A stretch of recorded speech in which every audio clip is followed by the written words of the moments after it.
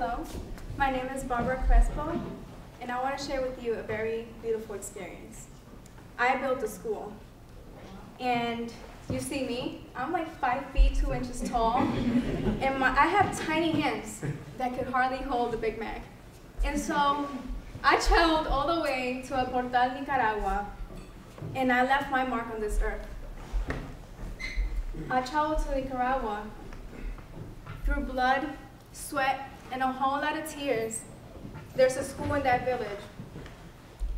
And before, all they had was a falling down wooden structure. And so you might think, how did she do this, right? So how did I do this? How did I get there? How did I get to Nicaragua? Well, by a plane, duh. No, but that was just the easy part.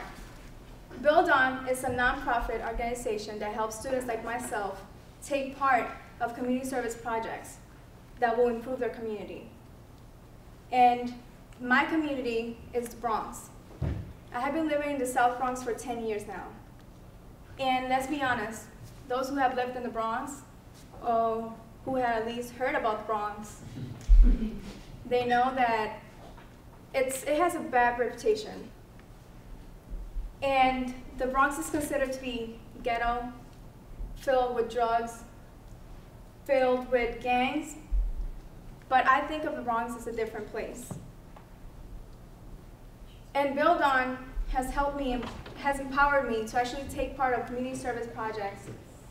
And I have done a few things. I have worked with kids who are mentally and physically disabled.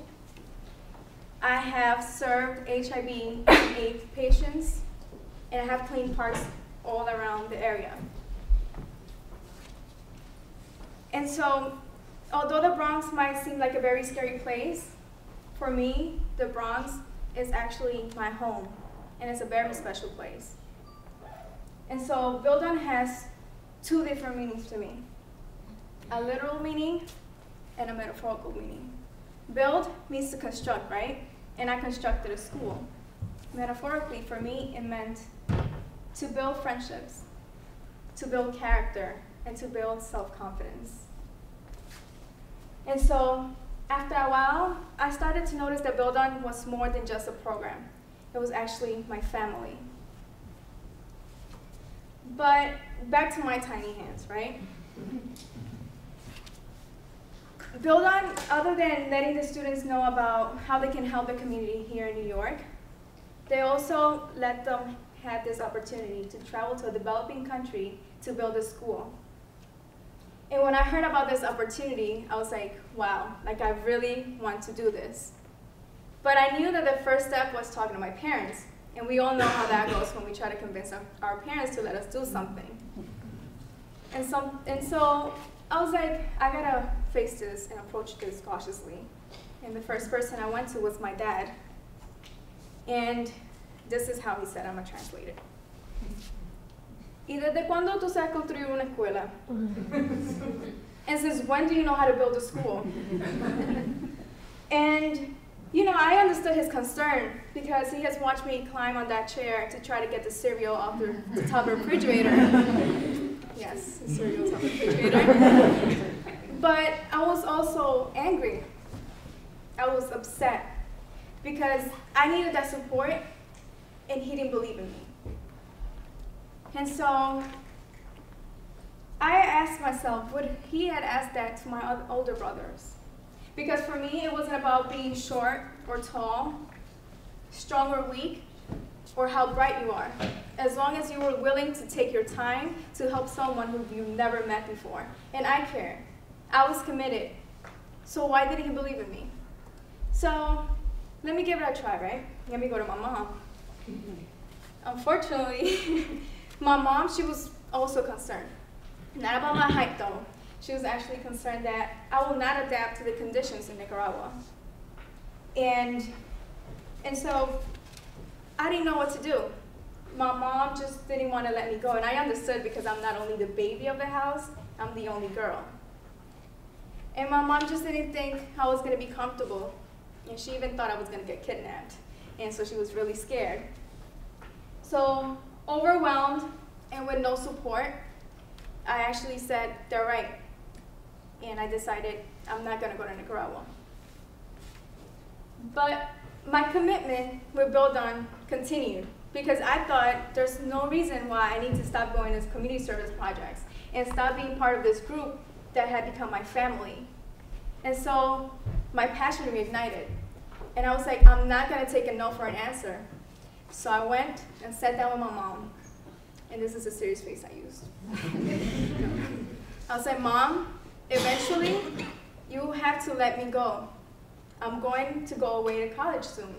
So why don't you give me this opportunity now? My mom, she was born in El Salvador. And she kept making these comparisons between El Salvador and Nicaragua about the poor conditions. And she was like, you're not going to be comfortable, you're not going to be happy. And you know what I said? I said, I don't care. I want a challenge, and I want to experience something new. So then my dad, he was a whole different story. And so after all of that was out of the way, and I would show my commitment to BuildOn, I waited for that important phone call. And I got that phone call that night that I had been selected to go to Nicaragua. And I was so happy and so excited that I was speechless. Well, actually, I wasn't speechless, because all I had said was thank you, thank you, thank you, thank you. I was so grateful for this opportunity. And so in Nicaragua, my track team, we were assigned to a host family. And the couple, the married couple I was assigned to, became like my real parents, for the exception that my father, my host father, made less fun of me as my real father. And I had a sister and a brother, Daly and John Free. And Daly, she loved to learn. She did. And my track team, and my roommate and I, that's my sister, my host father, my mom, my brother. And I was crying there. But my roommate and I, we took the time to actually teach her a lot of English words. And she remembered 3 special ones: monkey, cat, and dog. And she would randomly pop out of anywhere smiling like, monkey, cat, and dog. And I would be like, yes, monkey, cat, and dog. And I remember when we teach them in the class, and she was the first one to raise her hand, like, how do you say mono in English? She would be like, and she would be the only one in the classroom, and she was so proud, and I was so proud of her. And then I had my little brother, John Free, and he didn't have a lot of toys. And I remember he had this wooden truck and this little ball. And one day he came to me and he was like, take the ball. And I have it here with me. And every time I look at it, I'm like, wow. You know, he didn't have toys, and yet he gave me a piece of his happiness for me to take back to New York. And I was so, so happy. So when we got to Nicaragua, they made this huge poster that said, welcome to El Portal. And we were so thankful and so happy. And they made us rice and beans and chicken. It was delicious. But I learned that they didn't make a lot of chicken because they didn't have enough. And so to know that they took the time to actually do that for us, it was amazing. It was an amazing feeling. That same day, we had to sign the covenant. And the covenant, oh, yeah, that's the nickname I got, La Llorona, the crier, because I speak Spanish. So I understood everything they said, the speech, the songs, and everything. And so the sentiment, the true value never left me. And so I was constantly crying. And as you can see, you know, my eyes were swollen and everything. But still, you know, I remember those days as happy, it's tears of joy. And so that same day we had to sign the covenant. And that's the agreement between BuildOn and the community that would explain why we were there and the commitment between us. And I remember that as the track team signed our names, we finished, and then the grown-ups from the community came. And many of them, they signed with their thumbs because they couldn't write. And many of them couldn't read. And that was the reality, not only in Nicaragua, but everywhere in the world. And it's not a happy reality. Although we were having a good time that day, you know, for me to see that, that was kind of, it opened my eyes to know how many people don't know how to read or write. Grown-ups, you know? So it was really sad. Our primary purpose in Nicaragua was to build, build, and build. But we also had this great opportunity to be immersed in this culture that we hardly knew about. And so, you know, I took in this culture and I was able to appreciate it. And this is our work zone. And I remember that in July, in Nicaragua, rainy season. So it's raining, the mud slippery, and we had to go down those hills. And we all had rain boots, but you know, it was really hard to go down those hills. And somehow I became one of the children, running up and down that hill. And at times, you would see me walking like this, because I just didn't know how to get down there. And you know, the community and we were working together, and we would form brick lines, and we will take everything from one hill to the other, and that was really tough. But we had a lot of fun, and especially because the mud was perfect for mud fights after work. And so I learned to appreciate the culture, and I learned how to adapt to it and love it. And here we were working with corn husk, which is a technique they used over there to make art. And I took that into my own artwork here. And I used it for my own art show in my school. And I created my own artwork. And so another important moment of my stay there in Nicaragua was to talk with the women of the community.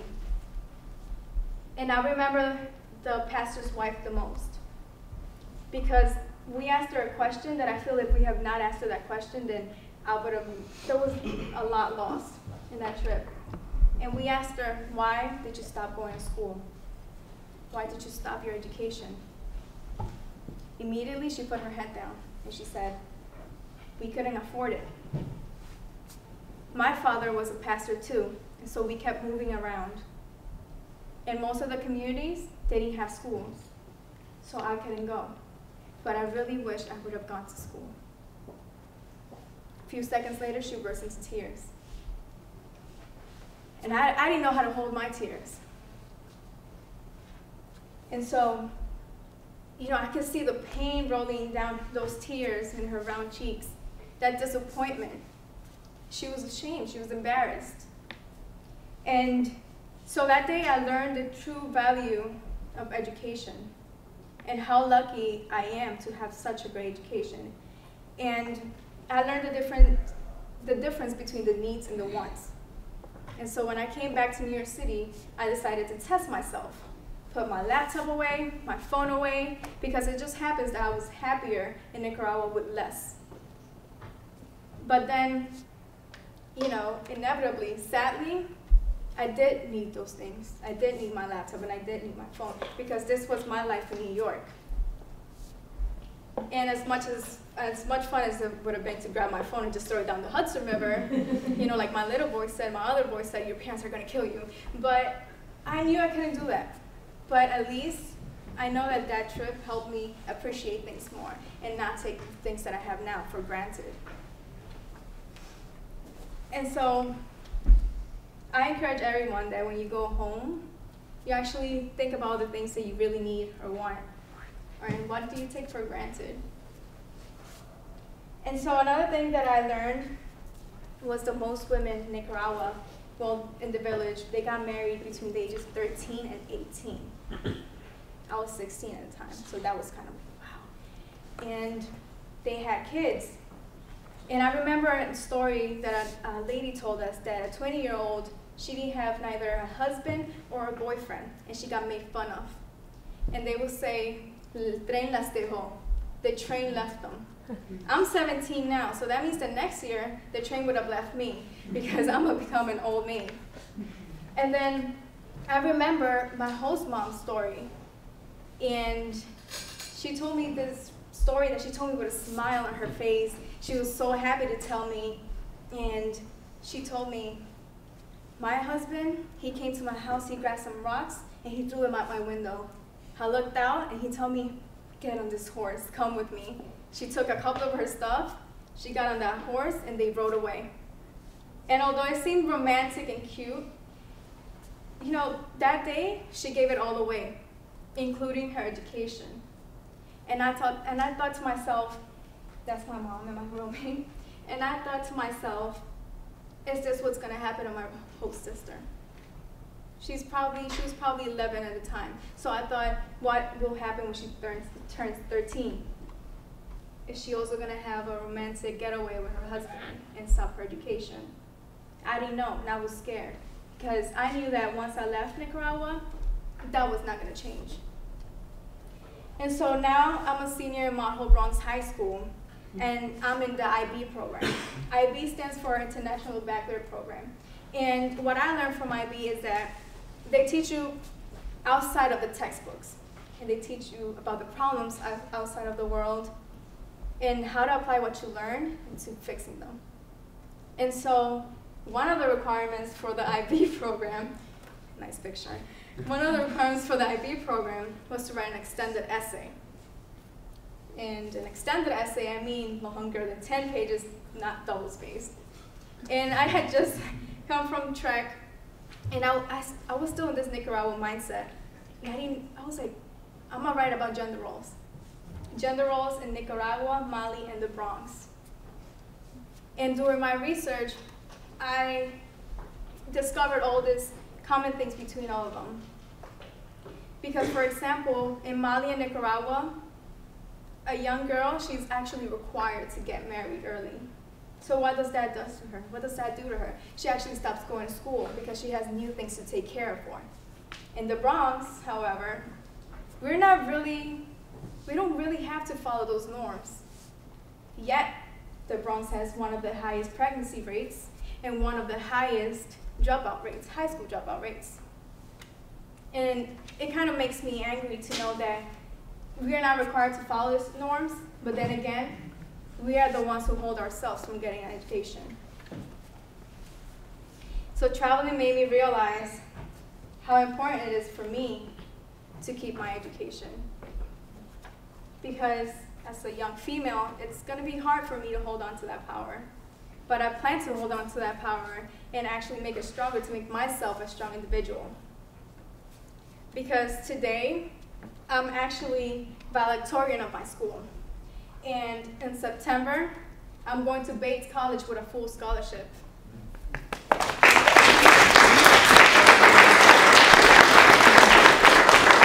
And I want to leave you guys with a secret, a well-kept secret amongst those who do community service. And that is that those who do community service actually take away more than those who they serve. And it's not about being selfish or self-centered, but that's the reality. And it's because I told you, right, earlier, we built a school to help a community, and we did. And the kids who are going to go there, they're going to remember BuildOn did it, and some of them might not. But there's something that I will always remember, and that is that I took part of those 2 weeks to build that school. And through blood, a lot of sweat, and a whole lot of tears, I was there, and that will always be in my memory and in my heart. Because I am BuildOn, and they are BuildOn too. Are you BuildOn? Thank you.